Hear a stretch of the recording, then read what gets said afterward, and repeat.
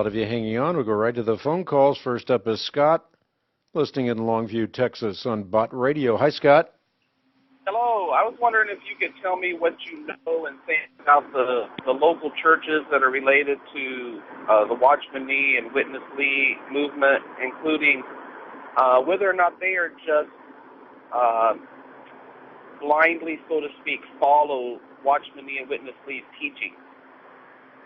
Well, they do follow Watchman Nee and Witness Lee's teachings, but their teachings turn out to be thoroughly orthodox. Certainly, I have distinctions or disagreements with the local churches on secondary issues, but when it comes to the essentials of the historic Christian faith, we stand shoulder to shoulder. In fact, after a 6-year primary research project, which was conducted all over the world, I've discovered that these are often the most exemplary Christians that I have encountered in my own Christian walk.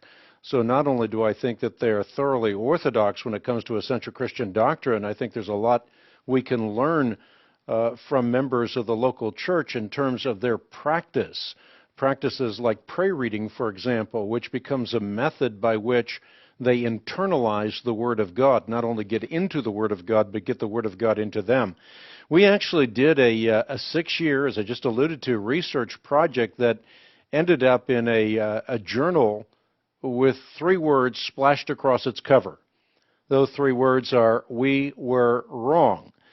In the early 90s and even before, we as an organization contributed to a fountainhead of misinformation on this group that continues to percolate to this day, and that's why we thought it very important for us to unequivocally not only conduct a research project that's primary research again, but also to make this well known so that people would recognize that this is a group of exemplary Christians who are seeking to experience God both in truth and in life, very much like the Apostle Paul taught Timothy, watch your life and doctrine closely, persevere in them, for if you do, you will save both yourself and your hearers. In fact, a member within this community of faith named Elijah has done a lot to sharpen my own thinking when it comes to life and doctrine.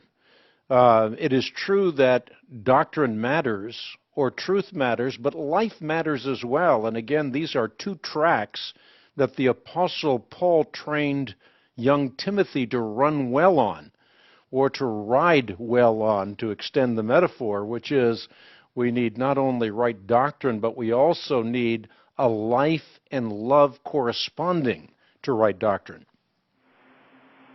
Very good. And is that research available on your website?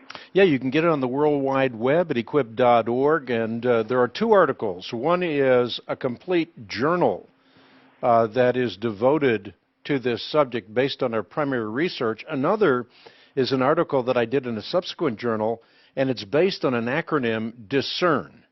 And I think this is an important article as well. The reason being is that we live in an age of information overload, and therefore it's important to learn discernment skills so that we can discern between wheat and chaff, heat and light, know that which is true and that which is false, because unfortunately today internet lies travel halfway around the world before truth has had the chance to put its boots on.